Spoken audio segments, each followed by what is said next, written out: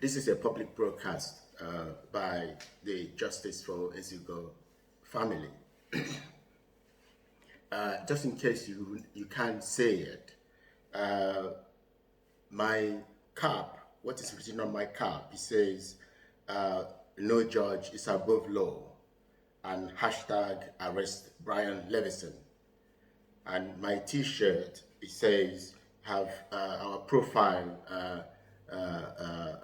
site at Ezugo Children, EZEUGO Children, at Ezugo Children on Twitter. And then it gives the names of my children, Master Uchechiba, Master Narita Billion, and Princess Adora. And then at the bottom of it, it says, Justice for Ezugo Children. We have, please read we released a we did a press release on the 18th of October 2024. You can, may I please urge you to read that. We also have an addendum to that press release. Addendum, a very important document, which is a must-read also. You can also read a press release by a firm of lawyers called Second Opinion Now, Solicitors and Barristers LLP, in 2017. I also urge you to read official court document in detail and detailed evidence in the underlying case of public public importance via a Google link that you will also easily access from our profile at Ezugo Children. Please also read my report of these crimes, recent report of these crimes to the Director of Public Prosecution and the heads of the CPS, the national heads of the National Crime Agency, and the Attorney General. I have written considerably to the previous Director of Public Prosecution and the current. I have also written extensively to the previous Attorney General and the current one. Please also read my letter, very informative letter to Michael Gove, the former MP when he was the Justice Secretary. Again, a very important letter, a very short letter, but very important letter. I'm sure you will find the issue you read there to be very important and of considerable public interest. So you can access all the above documents. They are available via our profile at Ezugo Children, and they are very revealing and informative. It raises issues of considerable importance, which you, the members of the public, have the right to know, because it is of public interest to tell you these things. So the good people of Britain, my name is Kingsley Ezugo. I have something very extremely serious, which is of considerable importance to tell you. It is a matter that you, the public, has the right to know, and you will find it a duty to act upon. It is extremely serious and unprecedented matter at the heart of Judiciary UK and the entire justice of this country. So may I please ask you to lend me your ears, and do please watch this video to be able to find out about this unprecedented and extremely important case. So as I said earlier, my name is Kingsley Ezugo. My surname, my first name is without a G, Kinsley, and my surname is Ezugo, Ezeugo, which you can see on my T-shirt and also on my cap. I live in Edgware, northwest London, and prior to these events, I was a businessman, a philanthropist, a landlord. I also have a law degree, and I have a considerable experience and success in the fields of civil and criminal litigation.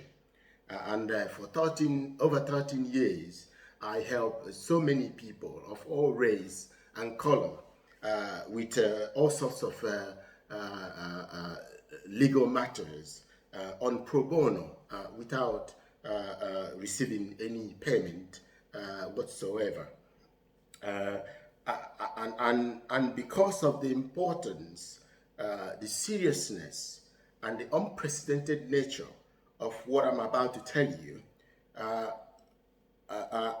and the imperative that you take these facts seriously and act upon them.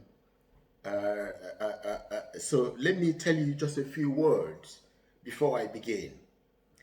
I have never harassed, abused anyone or committed any offense in my life.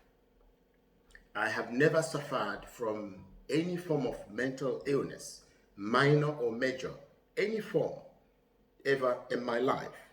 In fact, there is no history of any sort of mental illness in my family, not my immediate family or even my distant family. There is absolutely no history at all. Never suffered any mental illness at all in my life. As every senior and appellant judges who has been involved in this case found, this is a truly unprecedented case, an example of unimaginable and unprecedented extreme crimes committed by the state establishment against the Ezugo family. And as Lord Justice Ward stated on the 9th of June 2010, after my successful appeal in the Court of Appeal, he said, reading the evidence in this case fills me with horror. And he referred to the case as horrid case. And he went on to say that this is a case that the establishments cannot win, and the evidence will cause considerable damage and embarrassment to the establishment. And he said that he would put, the evidence in this case would put egg in the face of the establishment. And he went on to say a lot of other things, which shows the unprecedented nature and the serious and extreme nature of this case and the public importance of it. And all the rational judges who have been involved in this case throughout, since 2007, when I first issued this claim, in the High Court and the Court of Appeal, and there are numerous of them, as you will see in the banner that you will find in my profile. Every single one of them found that this is truly unprecedented and a case that raises issue of considerable public importance. Sorry, I have a cold, my apologies. And they say that they found that it is in the public interest that this case must be heard because of the unique nature of it, the extreme and scale and size of it, and the duration, and most importantly, the identity of the individuals who committed these crimes. And we are talking about hundreds of crimes over the length of over 3 decades against the Ezugo family. So if what you're about to hear sounds so unbelievable and stranger than fiction, you are correct. It is. But the fact is that as well as harrowing alarming and unimaginable and unbelievable the fact, and stranger than fiction as the fact will sound, but they are the fact. These are actual facts. All these events did actually take place.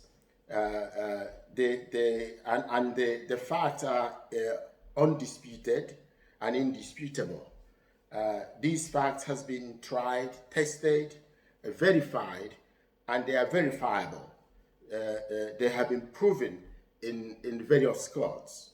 So everything you're about to hear is based on rock solid, incontrovertible, undisputed, indisputable evidence, and there are mountains of such evidence, as you will see in this case. What happened to my children, wife and family has made me more determined than ever to put a full stop to this most shameful, alarming and embarrassing abuses at the heart of Judiciary UK, which allows senior, sometimes as it is in this case, the most senior judges who commit the most egregious, abominable abuse of office. Who are involved in the abduction, abuses of my children, abuses of my wife. They destroy my family, and they did so with absolute impunity because of the cover-up, the status quo at Judiciary UK, which simply cover up these crimes to maintain this very, very disturbing, rotting judges in office. And not only that, as evidence in this case, that Judiciary UK closed ranks and shield these most vile, abusive judges, but who committed these crimes. But they will go further than that. They shield them from any accountability whatsoever, and they do, and they also reward them with swift promotions in order to cover up these heinous and abominable crimes, and they obstruct any attempt to investigate them whatsoever. Even attempts by the Judicial Conduct Investigation Office to investigate them are covered up. Any attempt by the Judicial Appointment and Conduct Ombudsman to review a decision, a wrongful decision, a cover-up decision by the Judicial Conduct Investigation Office is also frustrated, obstructed. They ensure that no accountability whatsoever by these judges. So I launched this unprecedented campaign on Twitter in the name of Justice for Ezeugo Family, at Ezeugo Children, to put in place laws to punish people in powerful positions, including judges, and especially, I must say, judges, police officers, and others who abuses their position grotesquely in the abuses of children or women, in the destruction of family, or judges otherwise who otherwise commit other serious crimes, as in our case. To put it simple, I want to end any sexual, psychological, physical abuse of children or women, destruction of family by people in powerful position. So I want the law to ensure that those in powerful position cannot abuse children or be involved in the abuse of children, women, or destruction of family with absolute impunity. And if they do commit such crimes, they will be severely punished, more than they will suffer more serious consequences than an average criminal in order to deter them and the others from doing such criminal acts ever again. A position of a judge should not be a ruse for vile criminals to engage in the commission of crimes. It should not be shielding judges who commit serious crimes with absolute impunity. A judge is supposed to display the highest level of discipline and integrity. A judge is supposed to conduct himself in accordance with the law, because judges are not above law. If judges commit crime, they have to be prosecuted. They have to be arrested, prosecuted, and punished like any other criminal. And these judges committed the most egregious of crimes, and there are hundreds of them, and so they must face the consequences like any other criminal. So the status quo at Judiciary UK is simply a huge insult to the public, and completely undermines the integrity of the judicial system, and particularly the Judiciary UK. So it is rather in their best interest that the Chief Justice and other senior judges act in restoring the integrity of Judiciary UK by ensuring that the judges involved in these crimes, including Brian Leveson, the third most senior judge, third most senior judge, and others in his position, or others and below him, who are engaged or involved in these crimes, are brought to justice. But there is there is the ongoing mother of all cover-up now at the head of Judiciary UK right now. They are trying to stifle this claim to cover up absolutely rotten judges involved in the litany of sickening and abominable crimes.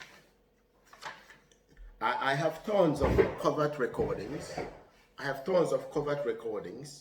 Of court officials, senior government lawyers, police officers, prisoners and prison guards, NHS consultants, and other staff.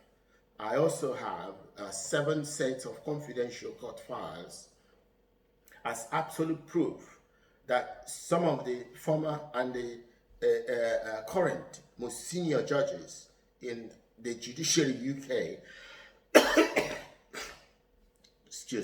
Judiciary UK, including the third most senior judge, Brian Leveson, and the current president of the King's Bench, Victoria Sharp, are actively engaging in the most extreme criminal conspiracy with my opponents, the Commissioner of Police, the Ministry of Justice, and rogue doctors at Barnet, Enfield, and Haringey NHS Mental Health Trust. In the 3-decade-long countless, in 3-decade-long that has resulted in countless number of heinous and abominable crimes against my family. They are engaged in the obstruction of civil and criminal justice in a massive scale, an unprecedented scale, in the most desperate attempt to undermine me and my highly meritorious case of considerable public importance, and to silence my lawful campaign, which was successful in exposing them and in seeking to remove them from office. So I have launched this new campaign, and because of they are also doing this because of the colossal amount of the evidence and the damaging nature of the evidence to these establishments and the individuals, including and most especially Brian Leveson, who is the ringleader of this criminal conspiracy, as clearly evident in the court confidential documents. So,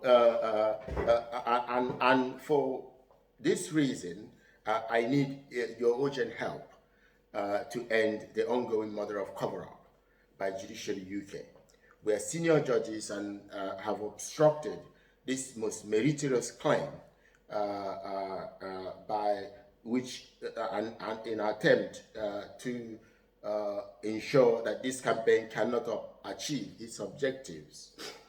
We have a case now in the Court of Appeal with reference number CA 2024 000688. This appeal was lodged on the 21st of February 2024.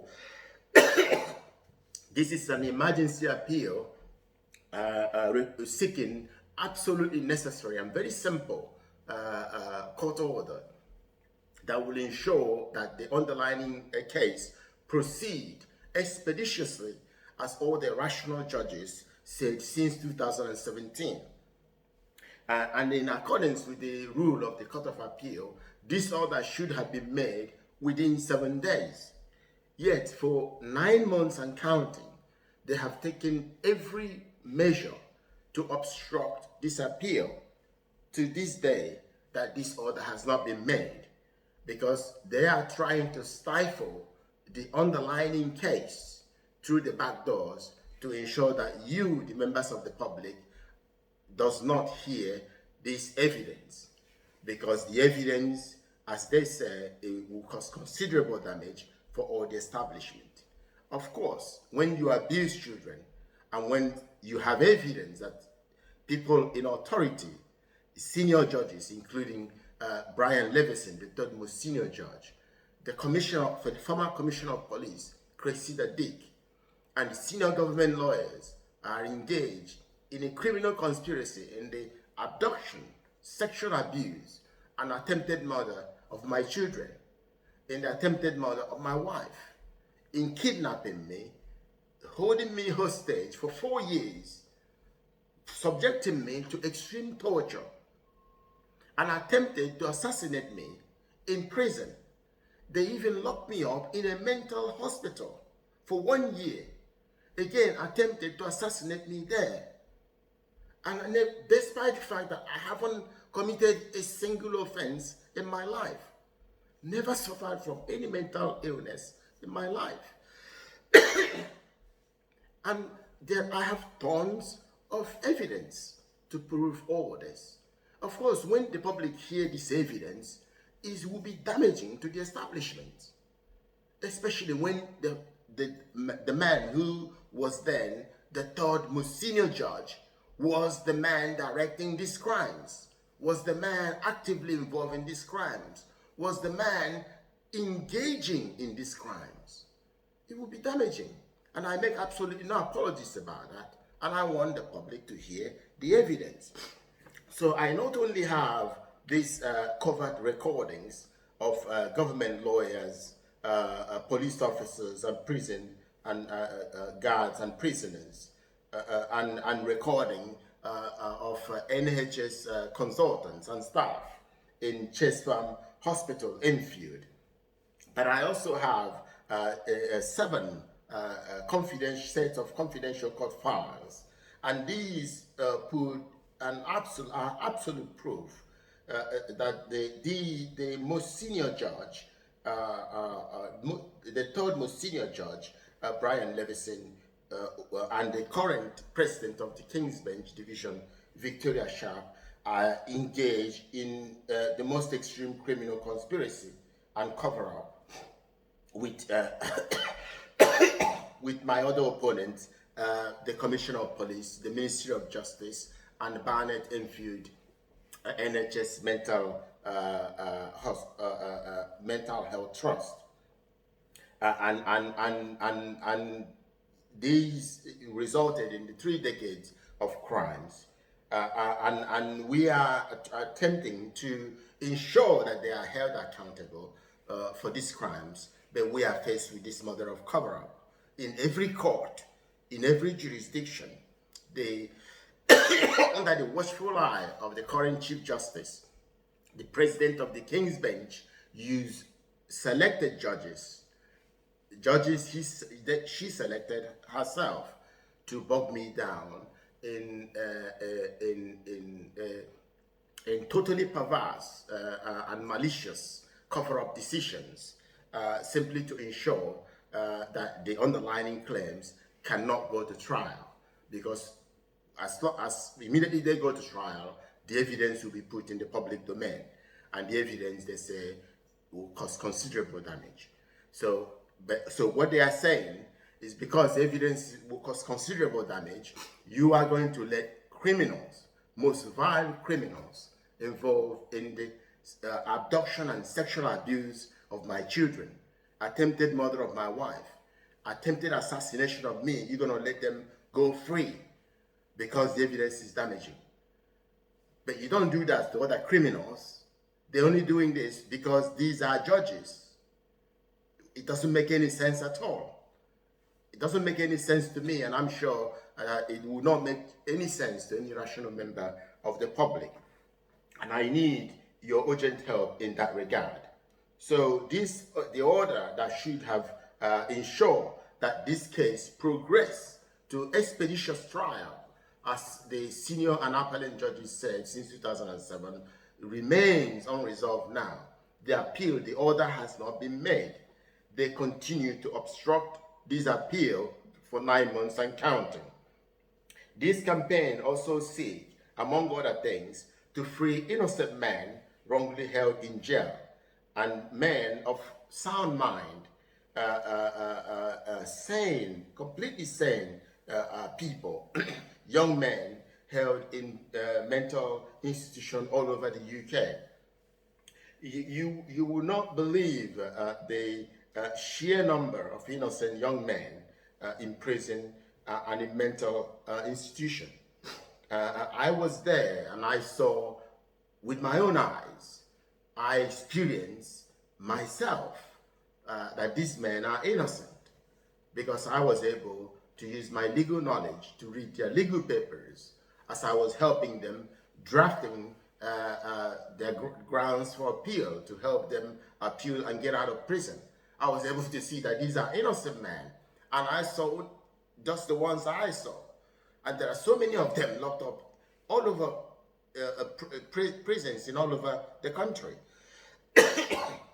And as you will hear from a very experienced staff at the Chelmsford Farm Hospital, Enfield, Mohammed Suka, who said he's very experienced and has worked all over the country in the mental health field. And he will tell you, there are so many young men who have no mental illness, and the consultants who locked them up in there knew they have no mental illness. And he said this is repeated all over the country. And one thing that he said also, admitted also, again, I recorded all this, is that all these men are black people. These are black young men. That's what I saw also in prison. That's what I saw when they locked me up in a mental institution. Is also young black men. No other people. Muhammad was very clear on that. He told me he's never seen a Jewish person locked up in a mental institution before. He's never seen one. But certainly never seen a Jewish person who doesn't suffer any mental illness that's locked up in a mental institution. He told me he's Asian, and he told me he has never seen an Asian with no mental illness that was locked up in a mental institution. But he have seen many black men with no mental illness, and they're locked up in a mental institution. And this, all the staff knew. The consultants that locked them up there knew that these men have no mental illness. Some of them, he said, has been in a mental institution for 20 years. He has seen them in a mental institution for 20 years. Nobody cares about this man. It is shocking. This same experience I have in prison. is full of young black men. There is nobody fighting for this man to get out of prison. A lot of these men didn't have a fair trial. And don't take my word for it. You look at the government-owned report. The Judiciary UK and the so-called justice system is anti-black. It's inherently anti-black.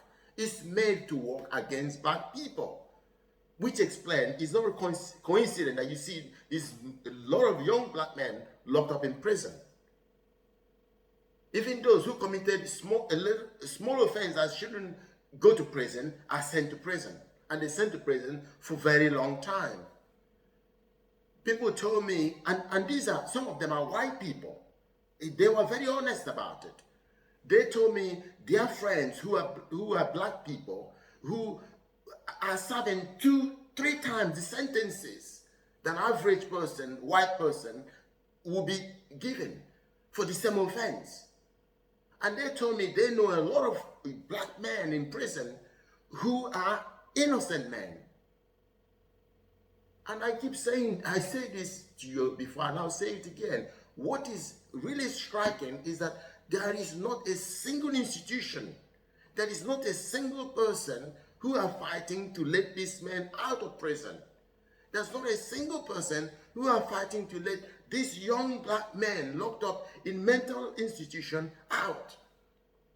And if you do nothing, they're gonna end up being there for the rest of their lives. Because these men started injecting them with all sorts of substances. Some of them die at the age of 40. Some of them die at the age of 50. This is institutional anti-black racism. This is a modern form of genocide of black people. This is what's happening.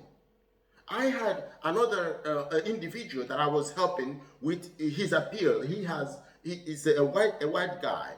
He has people helping him, but he came to ask me some questions. And in prison, prisoners are usually honest with each other. That's what I noticed in prison. Even the hardened criminal, when he's in prison, he will be honest to a fellow prisoner because they see each other as one. You rarely hear prisoners, lying to other prisoners. From my experience, at least. Perhaps these men were being very open with me because I was helping them with their legal work, with their appeals. But that's what I experienced they were doing to other people as well. Other people knew who's there, who committed the crime, and they know a lot of people who are innocent. And all the fingers pointing that a huge majority of the people who have not had fair trial, who has been wrongly convicted in prison, are black young men, young black men. And one of them told me about a friend of his, and he talked about himself. He told me, yes, Kingsley, I did the crime. He know he did the crime, and he know he's been rightly convicted, but he's fighting his appeal on technicality alone. But despite that, the criminal appeals, there is an organization, I think they're called criminal appeals, if I remember correctly. That's what they call it, I think, are fighting for him to get him out of prison. Despite the fact that he admitted that he did the crime and he's been rightly sentenced, but there is a technicality there about his conviction. That's how people fight for other people. And you see that repeated on all other cases as well, where a white person is talking about issue of maybe there's a technicality. There's always going to be a lawyer there who's willing to fight for him. There's always going to be organizations who are prepared to fight for them. But there is not a single organization, not a single person fighting to free innocent black men locked up in prison. And there are so many of them. And as I say, what I found myself, and they show me the evidence, they wrote to anyone and everybody they thought that would help them get out because they are innocent. The circumstances that led to their conviction is very disturbing. I was there, I saw it, I read it. And I have been in litigation for so many years, and I can read and understand when someone has been properly convicted based on the evidence, and when someone has been through a kangaroo court, where judge or has pursued a vendetta against him and ensure that he's wrongly convicted for what he hasn't done. And there are so many of them. But as I said, it's evident that nobody cares about these people to let them out of jail. But I do care. And this campaign is meant to help those people get out of jail. And I believe that all the rational people, white people, brown people, will be equally concerned if they know that this is what's actually going on in the system. Because I believe a lot of white people in this country are rational people. They want to see justice for everybody. I have experienced it a lot of times. When I was locked up in prison, it was also white people who were telling me about the injustices that they know the black people are suffering. So I know that the only problem is that lack of information, that people don't know what is really going on in this so-called justice system. And this campaign is meant to expose these issues and to find a way to get this man out of court. As I said, I believe that once the public become aware of what's going on, they will support this campaign and help bring forward the urgently needed changes in the justice system. And they will ensure that the justice system will work for everyone, not just for the few. So it is my intention to set up what I would call a system of intervention run by dedicated lawyers and doctors to help in the fight to free the victims of miscarriages of justice and the people who has been wrongly incarcerated in mental institutions, to help them get out, set them free, and return them to their families and their loved ones. We should not forget, that for every man locked up in prison, there is a child or children without their father, who's been unjustly deprived of their father. And there is a wife or girlfriend who's been deprived of her husband. And of course, this continues the vicious circle. These children, a lot of them will grow up in care and have very difficult life. And then these children grow up and then the system deliberately blame their failures on them. But it's not the children that fail themselves, it is the society, the system, the institution that destroy these children by destroying their family. Because when you take away the man away from his family, you have destroyed the family. Because most of the families, especially black families, the man is a very important key to the upbringing of the children. The man always have to install the discipline into the children. It's part of our culture. And the children, a lot of the children listen to their father because they see their father as the authority figure. It's not a letdown to the woman. The wife, in our culture, we see women are like deity. Women are untouchable. Forget everything that you hear about black culture. What they tell you about black culture is not real black culture. In real black culture, the woman is a goddess, is the highest authority, even above the man and above everybody. We respect our women. So the woman have her part to play, and the woman always draw the children towards their father for discipline. And when you remove a father from a black home, you have done a lot of destruction to that family. You have done a lot of destruction to the children. And I think this is also the same in other families. It's not just black family, but it's the black people who suffer these family destructions again and again and again. And there are thousands and thousands and thousands of them. And it's been going on for 500 years. It's part of the system of genocide of this country and the Western countries that's done to the black people. So we can start one man at a time. So this system of intervention will have dedicated lawyers and dedicated doctors and psychiatrists who will assess each individual case.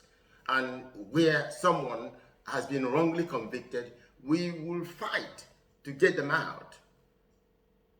We know the system is deliberately, the appellant system is deliberately keeping young black men in prison, because we know that the police officer, the government lawyers, and the judges who brought these men, maliciously prosecute them, and maliciously lock them up in prison, knew that these men were innocent men. We know the appellant judges who said in their so-called review of the conviction, never really reviewed the evidence. They deliberately allowed these men to languish in prison. So every time they appeal, rejected. Every time they appeal, rejected. It's a system. The system is meant to work to keep the black men locked up in prison, because there is the inordinate fear of the black man by these establishments. The wrongs they have done to black people over 500 years, they think that the black man will come, for revenge. But black people are not like that. If you study black people are the most peaceful people ever on earth. When you see a black child stabbing another black child, that's not black people. It's the institution what the institution turned these boys into. Black people are not like that. Black people love everybody. Black people want to get on with everybody. We have always been like that. We don't have revenge in us. Which is why you see black people, they just get on with their life. That's not what happened to us for 500 years. We simply get on with our lives. People talk about, when you talk about racism, anti-black racism, people deliberately try to silence you by accusing you of making excuses, when they know what you're talking is fact. They don't do that to other people. Other people talk about little issues. It might be very little issues, but they talk about it because they say it's important to them. And it's all over the news. But you never hear people talk about the anti-black system that held the black man down for 500 years, that continues to hold black people, young black men locked up in prison, that continue to ensure the sub-education system for black people in poor-performing schools, to make sure they never get up and amount to anything. It is a system. And I'm sure a lot of people of all colors will be appalled at this system, because they want to have justice and fairness for everyone. So the institution, a word for you, you shouldn't be afraid of us. We are not going to do you what you did to us. We have more sense than that. We simply want to get on with our lives. And black people deserve to be treated with fairness and justice like any other persons. And we can get on rebuilding our lives. But we can't do it when you have your neck, you have your head, your foot on our neck all the time. We can't do it. I actually, member of the public, read about my case. Find out what happened to my family. Find out what I've been fighting for the past 3 decades. And you can see this is why you see black people. I was a businessman. I was in manufacturing. I owned factories. I was in the importing of vehicles. I lost 2 of my factories.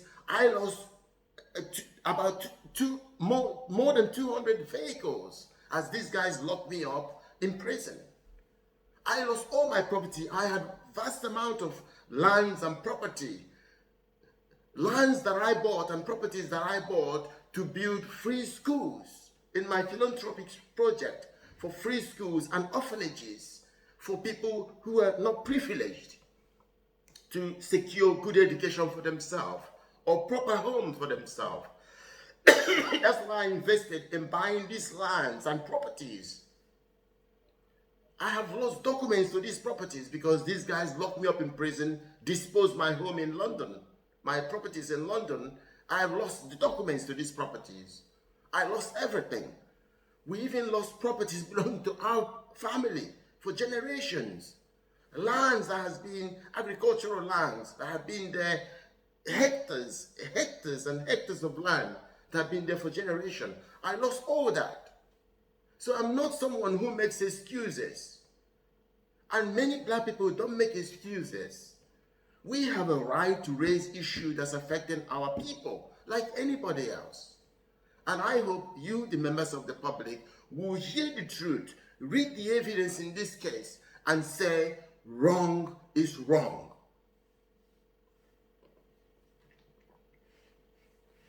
So you should also be concerned about what happened to this man locked up in prison and in mental hospital. You should be, because this is a matter for not just for them, not just for black people. It's a matter, it's a societal problem. It's a matter for the public.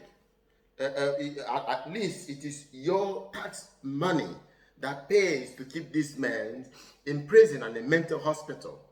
And if you know, I want you to check yourself, seek freedom of information from the mental institution. You will find how much it costs to keep a man in a mental institution. It's a lot of money. Ask how much it costs to put a man in prison. It's a lot of money. If the government releases innocent people who has been wrongly convicted, I say innocent because anyone that has not had a fair trial and ended up in prison, convicted, is an innocent man. The law says that you have to have a fair trial. Everyone has a right to fair trial. It's a human right as well as a legal right. But if you're not had your right, if you have had your right violated, and the judge draw you through a kangaroo court by allowing a malicious prosecution against you to go ahead in an abusive process, and then engineer your conviction, you have not been properly convicted. You're an innocent man locked up in prison. And the law has a duty to get you out. But that's not being done, which explains the massive incarceration of young black men. So if you find out how much it costs to keep people in prison. It costs a huge amount of money. If you release all the innocent people from prison, you will empty more than half the population of prison. And there are over 90,000 men and women locked up in prison. You would have half the population of prison now, as it is now. And huge majority of those people are black people. So the massive injustice to black people is massive. It's absolutely massive. And it shouldn't be allowed to happen. And you saw recently during the riots, and Keir Starmer was talking about prison overpopulation. But no one heard him talk about the innocent men locked up in prison. That's where he should have started, isn't it? Because you can free those innocent men and then put real criminals in prison. Look at the case, the Esego family case, where you have judges, police officers, government lawyers, NHS doctors involved in what are very clearly extremely serious and abominable crimes. And none of them has been arrested or prosecuted. But you have innocent men locked up in prison. And many of these so-called judges involved in this crime put them there. So it doesn't make any sense at all. I would expect, and I'm sure you would have expected Keir Starmer to say, review, what about these innocent men in prison? Why don't we then start getting them out? And if anyone knows about the number of innocent men locked up in prison, Keir Starmer does. Because remember, he was the former director of public prosecution. He is the one of the people who sent those innocent men there. But he hasn't done anything to free them. Because when it comes to a serious issue, extremely serious issues affecting the black people, the government is not interested. So, which explains to you that the government agenda, this is a government agenda, it's a system, it's meant to be this way. Because otherwise, what you see when a new government comes in, he would review what's going on and change it. This is happening under the Conservative, it's happening under the Labour. It happened when the Lib Dems and the Tories and the Tories were in coalition. So it doesn't matter what government is in place, it's the same, it's the system. The black man will always remain the victim. So it's you, the members of the fair-minded public, and you have done, a lot of people of all colors have contributed in fighting for justice for black people. And I salute you. I honor you. And I hope you will continue to do the same when you hear what is going on and when you read the evidence in this case. And to help us achieve this critically long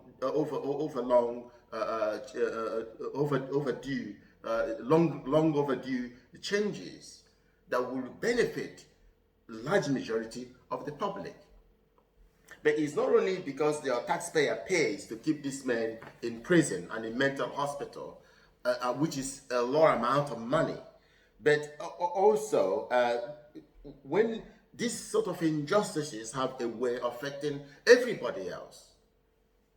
The public suffer as a result of these injustices. Because when these men, some of them have no mental illness, and they're locked up in mental hospital for so many years, 20 years. I went there myself, haven't suffered no mental illness. If I didn't have, as you will hear the recordings that I made, one of the senior nurses, the manager, I forgot his name now, but you will see in tab 2, the recording of him, he said, I have a tough head. The other one, Rahim, referred to me that I'm very stubborn. They all confirm that everybody, you will hear all of them, they know I suffered no mental illness. And is that my stubbornness, my sheer stubbornness and determination to live, to get out there, to ensure that the people who did this to me and my family will pay for their crime. And for so doing, to ensure that they cannot do it to your family, to your loved ones, or to any other members of the public. And you can, and I'm speaking to you deep from my heart. I am always honest. I'm not going to say I'm going to be honest with you, because I am always, all my life, I've always been honest. I don't know how to do any other way but to be honest, because I have nothing to lose by being honest. And this is why they are afraid of me, because everything that I'm saying is based on iron cast mountains of evidence. They can't challenge the evidence. The evidence is so damaging and embarrassing to them, and they can't do anything about it. And that's why they persecuted me and attempted to assassinate me. So the issue that I'm trying to bring to your attention, and why you must be minded to do something about it, to help this campaign succeed, is, again, as Dr. Martin Luther King Jr. said, injustice anywhere is a threat to justice everywhere. What is happening to this man and what happened to my family should be of concern to you, because there is nothing you can do that can change what happened to my family. There is nothing you can do that will turn the clock back for my family. There's nothing you can do that will ensure that I didn't go I wasn't kidnapped and held hostage for 4 years in prison and in mental institution. Nothing you can do to put my family back together. They have totally destroyed my family. They have abducted my children. My children has become the property of Brian Leveson and the British state. That's literally what has happened. And they're doing everything they can to ensure, as you will hear these doctors, these rogue doctors again, clearly in their own words saying, That's what they were told to do, to keep me in a mental institution, knowing full well, as they confirm, that I suffer no mental illness whatsoever. But they were told just to keep me there, to get me out of the public eye, so that I cannot tell the public what happened to my family, because it will be so damaging. It's a dynamite that it would cause considerable damage to the Judiciary UK, to the Ministry of Justice and the Metropolitan Police, and as the rogue doctors say, it will cause considerable damage to the Barnet Enfield National Health Service, National Health NHS Trust, because they knew that I have no mental illness when they kidnapped me and locked me up in the hospital. And they did so to ensure the destruction of my family and to perpetuate the abduction of my family. So the people who abuse my children are in charge of my children. Put yourself in my shoe. I'm dealing with every parent's worst nightmare. I'm trying to rescue my children from people who are in powerful position. People who think that they can abuse the system, they can abuse the authority to commit the abduction and the sexual abuse of my children, and they can assassinate me with absolute impunity. It should shock any parent what happened to me. And although you cannot turn the clock back for me, you're not fighting now for my family. I want you to fight to ensure that with the mountain of evidence that I have, that I will ensure that this man cannot do this to any other family. I will be satisfied if I can achieve that. If I can safeguard one child from these monsters, these most vile people, Brian Leveson, the so-called Mr. Justice Foskett, and Peter Openshaw, the so-called Mr. Justice Cobb. They have now elevated him to the Court of Appeal. He is now Lord Justice Cobb. And these are the so-called judges involved in the abduction and the cover-up of the abduction, the sexual abuse, and attempted the murder of my children. And when you go to the profile, the at Ezugo children, and the other profile at Kingsley Ezugo, which is on my cap, you will be able to see their pictures and their names. I have named all of them there. And I want you, members of the public, to help me to share these pictures, to share these tweets, to share this post, share them as widely as possible, so the public will know what this man did. The public can identify them, and the public can fight to hold this man accountable. Because these are the most vile criminals. Anyone who can abduct a child, I don't care what your position is. Anyone who can sexually abuse a child, I don't care what your position is. Anyone who can attempt to murder a child, I don't care what your position is. Anyone who can attempt to murder my wife, I don't care what your position is. Anyone who kidnapped me, tortured me, attempted to assassinate me, for fighting to free my children from the most vile criminals who abducted and abused them, is an absolutely vile criminal. And vile criminals belong in prison. You don't shield criminals. You don't fear criminals. I cannot fear my criminals. Brian Leveson is my criminal. The so-called Mr. Justice Foskett is my criminal. The so-called Lord Justice Cobb is my criminal. And these other so-called judges who shielded them, they are my criminals. I don't fear them. I have absolutely no fiber of fear in my life. I didn't even fear them when they kidnapped me and locked me up in prison, as you will see from the evidence. I continue to protest them there. I continue to expose them in the most vulnerable place, like prison. I continue to protest them. I continue to expose them in the most vulnerable place, in a mental institution. I didn't fear them then. And you will hear my recording with these rogue doctors and other stuff. I told them each day that I will find a way to survive. They're not going to kill me. My heart will hold. As they were injecting me every time with obnoxious substances to trigger heart attack, to ensure that my heart fell and assassinate me.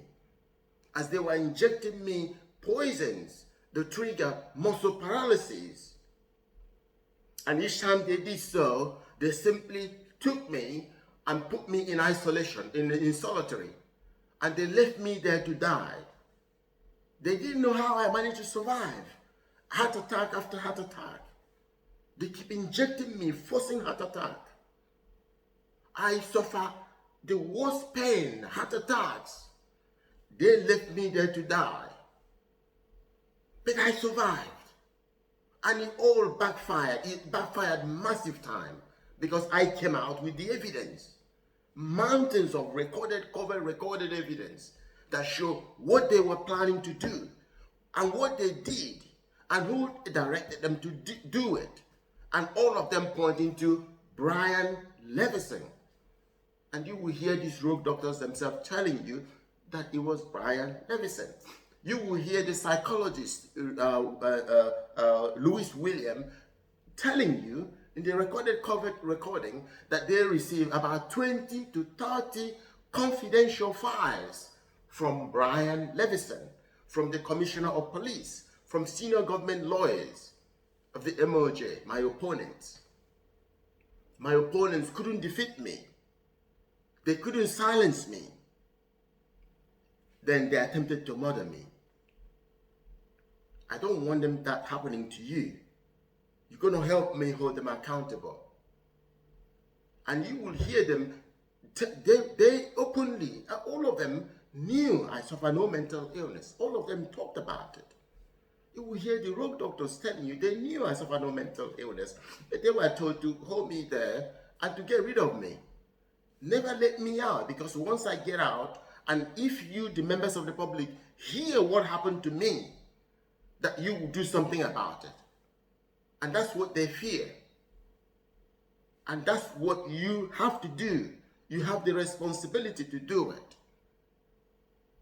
To ensure that they never harm another child. Ensure they never harm another woman. Ensure they never destroy another family. Because if you let them get away with this, they will do it again. It will just continue. The institution never changes. It never changes. Some of the institutions may have made some changes, but the Judiciary UK has never changed. Not a thing in generation. Remains the same. They cover up. They close ranks to cover up. Rotting judges. Even the more crimes, the more heinous the crime, the more they gang up around them, rally around them to shield them, to ensure they are not held accountable. We need to change that. We can't allow that to happen again.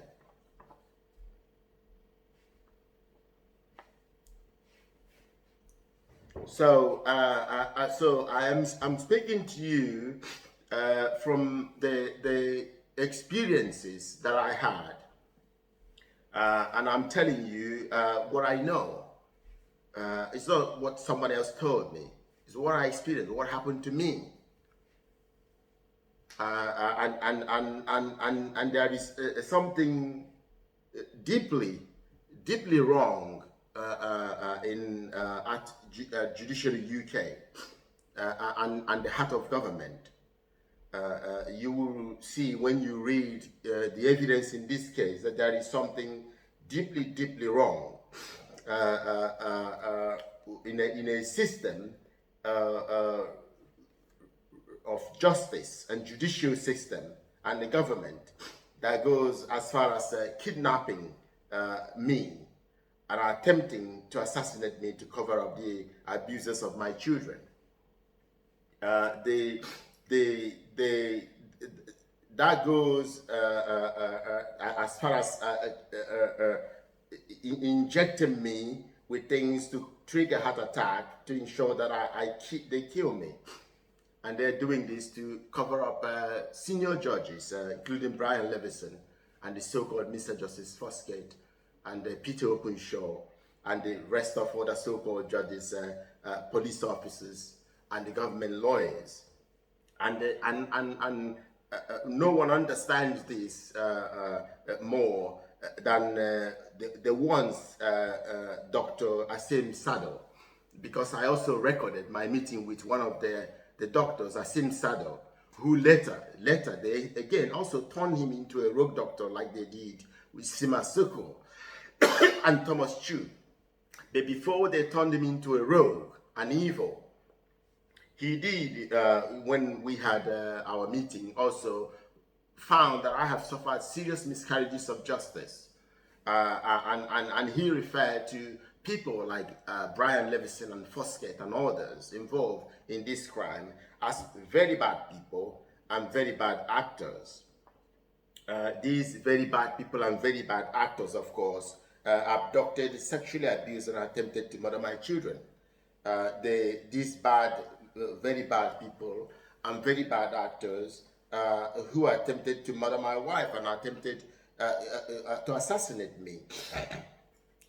They subjected me to unbearable torture every day for 4 years.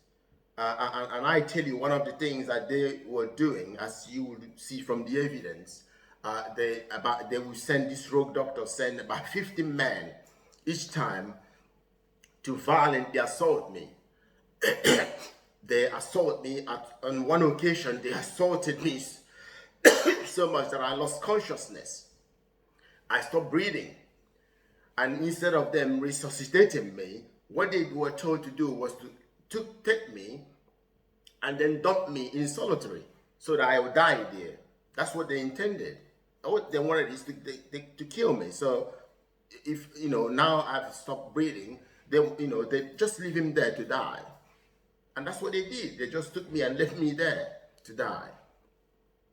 They locked me up there for 7 days without any food or water. They have CCTV. That everything that I'm telling you, like in the hospital and prisons, were recorded by CCTV. 24 hours CCTV record everything. They were doing all these things. They are thinking they are acting with absolute impunity, because they never expected that they will ever be held accountable. They never expected that I will ever survive. So after 15 men assaulted me, locked me unconscious, they put me in solitary and left me there. Somehow, nobody attempted to resuscitate me. Nobody. Somehow, I regained consciousness. And they knew I regained consciousness because they were watching from the CCTV in the solitary confinement. And the doctor again directed the men to violently restrain me, and then they injected me with the substances to trigger heart attacks again. So they were so upset that I didn't die, they wanted to kill me. And another thing they were doing, they did this repeatedly. Another thing they do, they use starvation. At times, for weeks, they didn't give me anything to eat. They didn't give me anything to drink, not even water. I had to drink water from the toilet. I stayed weeks without food. They gave me nothing. They would get these men to violently attack me, and they strip me completely naked, just to humiliate me. This is what people are going through, and the public knew nothing about it. And these men know that I have no mental illness. I'm an innocent man, wrongly, deliberately sent to prison for malicious reasons, locked up in mental institution for malicious reasons. They knew it. They wrote about it. They talked to me about it. They told my solicitor the same thing. All of them recorded. And yet they did all these things to me. Repeated violent attacks, starvation. Every time they violently assaulted me, they locked me up in solitary and left me there for a week without food, without water. I can't even brush my teeth. I can't shower. That's what I went through for 3 long years at Chase Farm Hospital, Enfield. And as you will read in tab 2 as well, you will say independent medical report, which confirm clearly said that I suffer no mental illness. You will also read the medical report by these doctors before they turn rogue, including Dr. Katan, Naji Katan. When he found out, they moved me, and the reason why they moved me, I was in a ward, they put me in a ward called 7 Ward. The people of 7 Ward, the good people, the great human beings in 7 Ward, refused to inject me with the same substance. Because as they say, all the nurses, all the managers, I recorded everything. You will be able to hear them. They said they knew I suffer no mental illness. They told these rogue doctors every day that I suffer no mental illness, no sign of mental illness. They told them that putting me in such environment would be damaging to anyone with sound mind. It's not a place you bring someone with sound mind. They told them all this, yet they kept me there. So when their final act was to refuse to inject me with the substances that was triggering heart attack to kill me. They refused to do it. Great people. But Brian Leveson still told this man to continue to keep me there and to kill me. And then they moved me to another ward called Tamarind Ward. And in Tamarind Ward, there are most violent people there. And these most violent people, they were more like slaves. They were the most despicable human beings on earth. They knew I suffered no mental illness. They told me that. You will hear their recording as well. But while I was there, that's where I met Dr. Katan. And the first thing Dr. Katan was to review, because Dr. Katan told me in various meetings, all recorded, that people has been talking about me, complaining about my detention in a mental institution, that I suffer no mental illness. So he took the opportunity to review it. And again, he found that I have no mental illness. And he documented that in a section 62 medical report, which you will find in tab 2. And then he immediately directed his team to prepare immediately for my discharge. He needed to discharge me immediately from hospital. He would discharge me that day. The only reason why he didn't discharge me was because while they locked me up, they sold all my properties, they sold my home. I have nowhere to go. So he asked a man, one of the staff there in his team called Rajiv Rajan Misri,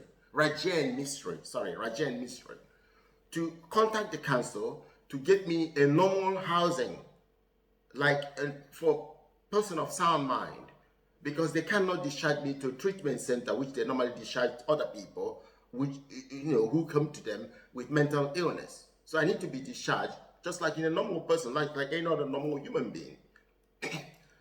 And then you will see again, Rajan history recorded everything, and you will see in his own report, what he wrote to the council, he said that I have been assessed by the consultants as suffering no mental health difficulty. It's there in black and white. So Dr. Katan wanted to discharge me. But then again, he said he's been put under pressure. Again, I recorded all this. He's been put under pressure. It was like blackmail. They say he cannot discharge me. Brian Leveson, the commissioner of police, the lawyers in the government legal department bombarded him with all this false information and pressuring him to keep me there, never to release me. They even told him to increase his dosage, because Dr. Katan immediately stopped those false malicious injection of substances that was causing me heart attack. He stopped it. He said, and then what he told me as well, that he has found out through this investigation that the people who brought me to mental institution knew before they did so that I was not suffering from any mental illness. And he was shocked. I can see his appearance, his demeanor when he told me that he was concerned. He said that these people, they brought me here and then they keep running me around as he put it, to ensure that I can never get out.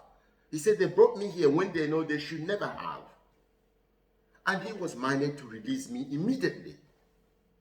And he also expressed the feeling that he knew that I've suffered a lot of injustices. That's why I ended up in prison, all on record.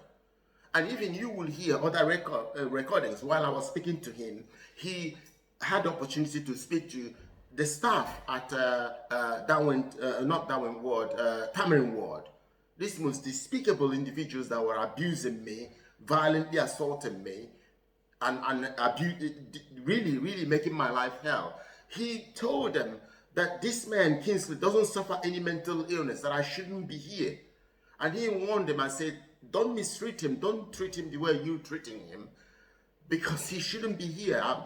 I'm just unfortunate to find myself in such a position.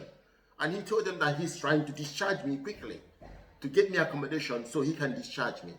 But they stopped him from discharging me. In fact, on one of these meetings, you will see here, Katan, he pulled out his phone and he starts showing me the files, starts, scrolling on his phone. And he said, oh, this file, just send him these files. But you're not mentally ill. There's nothing, your detention here has nothing to do with mental illness. He said, it's the people that I'm in conflict with, my opponents, and Brian Leveson, who actually brought me here. It's them that kept me here. He said, it wasn't me, it wasn't him. I want to get you out, but they won't let me get you out. So they told him to keep me there. So despite the independent report by them, independent medical report by an independent psychiatrist, despite all the recording, all the nurses, all the managers, all the senior staff, including the head of nursing, Phil Jackson, I recorded my meeting with him, and you will hear Phil Jackson saying he knew I suffer no mental illness because all the staff has been telling him to get me out of here, there. And he has raised this with him. He has also found, having spoken to me and having read through all the notes, he's never seen any sign of a mental illness. So he has been telling these so-called doctors, the consultants, to get me out, that I shouldn't be there. And he said that if my case ever reached the public, if the public knew that they ended up locking me up in a mental ill institution, and the treatment that I was receiving, knowing quite well that I have no mental illness whatsoever, he said that will cause considerable damage to the trust. You will hear Nikki de Taranto, Brian Leveson's friend, said exactly the same thing. They said that's why they're never going to let me out. You will hear Tatiana Luhakova, the other rogue doctor, saying exactly that. He said, once they let me out, they know that I was going to expose what happened to me. And they said that it will destroy the establishment. It will destroy Brian Leveson, and it will destroy the Barnett, Enfield, Haringey NHS Mental Health Trust. And you say also, you know the consequences, because I keep telling them, because this is criminal conspiracy and there will be criminal prosecution. So they say they are keeping me, she's going to keep me in prison, in the mental hospital, because they know that once I get out, I will try to have them prosecuted. And it will cause massive problem for the trust. It will destroy the trust. That's why they keep me there. It has nothing to do with the mental illness. They simply want to get me out of public eye. Because what you're hearing is, anyone will know, will cause considerable damage to the establishment. But these are facts. That's what happened. So when they coerce Katan, he turned rogue. He doesn't gonna let me out because it's Brian Leveson that's telling him to keep me there. And the commissioner of police and the senior government lawyers, all of these ganged up on him and said, you must keep him there. They told him to increase the dose. The poison that he started injecting me, double the dose to trigger even more heart attacks, to kill me quicker. Somehow I still managed. My heart sustained me. My heart didn't fail. And you will hear these nurses raising concern about what was happening to me. And they were told to ignore me. They were told to let me die. Don't call emergency services. Because the reason why they were injecting me this and triggering a heart attack was to kill me. They didn't want to save me. They didn't want me to come out and tell you what happened to me and show you the evidence. Because they know the consequences. And these consequences they have to face now. And when they moved me to, and it was the good staff, some good people who saved my life, in addition to my perseverance. But some good people did great things that ensure that these people did not kill me and did not keep me in perpetual hostage in mental institution. These people, great people, stood up against them. They exposed what was happening. They contacted one of the United Nations agency and told them what was going on at Chase Farm Hospital, Enfield, in respect of me. They exposed them to a UN organization. They exposed them to other independent observers. One of them at least came to see me. And also, his name is Raf Hamaiza. You will see his letter to the managing director, Stephen Cook, in tab 2 as well. And Raf also said he was alarmed. He was so disturbed about my case because for him, he has said he has dealt with thousands and thousands of cases. But like any other person, he said that my case was unprecedented because he never had a situation where all the nurses are saying, this man doesn't suffer mental illness. The consultants know he doesn't suffer mental illness, and yet they keep him here and they keep injecting him substances they shouldn't be injecting him with. He said it wasn't only the nurses, other staff contacted him. The manager, senior management contacted him. Everybody was saying the same thing and say, look at what's happened to this man. You got to get him out of here, otherwise they will kill him. And he came to see me, and he was alarmed, as anybody was, as to how long this has been going on and why they disregard every complaint they receive from their own staff, telling them that this is wrong. And some of them not wanting to be part of it. To the contrary, what they did was they threatened the staff, they threatened them, they tried to humiliate them and undermine them, and they even forced some of them to resign. Some of them lost their job because they fought to save my life. So this is why the good people of Britain, I'm telling you, I am determined to ensure they cannot do this to another person, because other people will not have the opportunity, the privilege that I had of getting this evidence. Not many people will be locked up in prison and in mental institution and thinking about, oh, let me record evidence. Not many people will think that. But that was the first thing in my mind that I know I needed to do. Because there is no way of me telling you this and you taking it very seriously until you can see that what I'm saying is backed by incontrovertible, iron-cast evidence. And I want the evidence to move you. So you can share this video. You can share this post to ensure that everybody knew what was going on. Share it to the Prime Minister. Share it to the Chief Justice. Share it to the Attorney General. Share it to the National Crime Agency. Share it to the CPS. Share it to everybody. Ask the press, why have they not exposed this case? And you will see again also 2 members of the press, national press, who have investigated this case, called their own experts. They confirm it in writing. You can read that as well on my profile. They've confirmed everything that I'm telling you. Their own experts have confirmed it. That these people deliberately, wrongly locked me up, a man with sound mind, without any scent of a mental illness.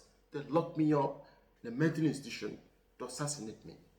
And these two members of the press, they did say they were preparing the case to break the case. And since suddenly, they haven't contacted me again. What happened? Why are they covering this up? So please, tweet to the press, ask them, ask the BBC, ask ITV, ask Channel 4, ask all of them, why have they not exposed this case? This is a case that every senior and rational, every senior and appellant judge said he raises issue of considerable public importance and he must be heard. Why have the press allow the rogue judges to hold this case hostage for 17 years that this trial has not taken place? Why is the press, the British press, appearing to be aligning themselves to cover up the abduction and the sexual abuse of my attempted murder of my children? Why are the British press, apparently, from their lack of action, appear to be determined to shield British judges, police officers, government lawyers involved in the attempt to murder my wife?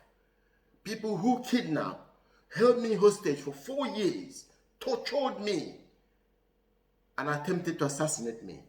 Why are they doing that? Ask them that. I have absolutely nothing to hide. I want everything to be put in the public. It's my opponents that are hiding. They are afraid of the evidence. This is why they are doing everything that they have done. But it's time that something must change. And I'm counting you, members of the public, that you are going to help me change that. So as you can see, I'm not anonymous. I'm not speaking in a close, I'm not hiding my face. Everything that I'm saying is based on incontrovertible evidence.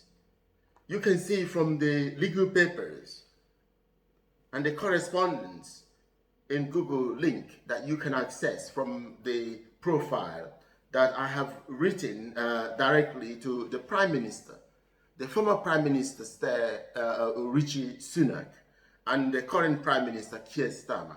I have written to him. I have written to Chief Justice Carr, the President of the King's Bench, Victoria Sharp, the President of the Court of Appeal, Civil Division, Lord Justice Vaux, and the Vice President of the same division, Lord Justice Underhill. I have written to all of them. And the Lord Justice Vaux is also the Master of Role. So these are the most senior members of the Judiciary UK. And you will see also that I have written to the former and the current Justice Secretaries. I have written to the former and current Attorney General, the former and the current Director of Public Prosecution. I have written to the current Justice Secretary, Yvette Cooper. I have written, as I said, to the DPP, Stephen Parkinson. I have also written to the current Commissioner of Police, because the former Commissioner of Police, Cressida Dick, is involved in these crimes and the cover-up of these crimes.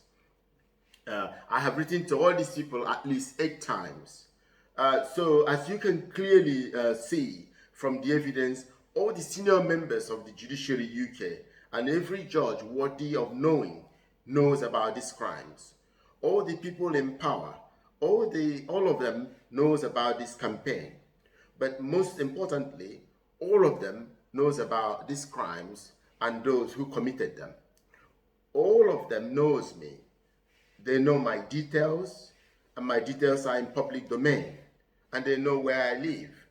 And as you will see from the evidence, not a single one of these people has disputed any of the facts in this case that you are about to read, or the facts that I've told you about, I'm telling you about. In fact, not only that these facts are undisputed, but they are indisputable. But what you see is a crystal clear attempt to cover up. And instead of ensuring that those who committed these heinous and abominable crimes are prosecuted and punished, to the contrary, they are shielding these criminals because they are judges, senior police officers, and government lawyers at the government legal department. These crimes were not committed in Africa. It was not committed in North Korea, Russia, and it wasn't Iranian judicial system and Iranian police or justice system, Ministry of Justice, that committed these crimes. No, these crimes were committed in the United Kingdom, including the acclaimed seat of elevated justice at the Royal Court of Justice, London. And the people who committed these crimes are not just some rogue junior judges or new recruits in government department.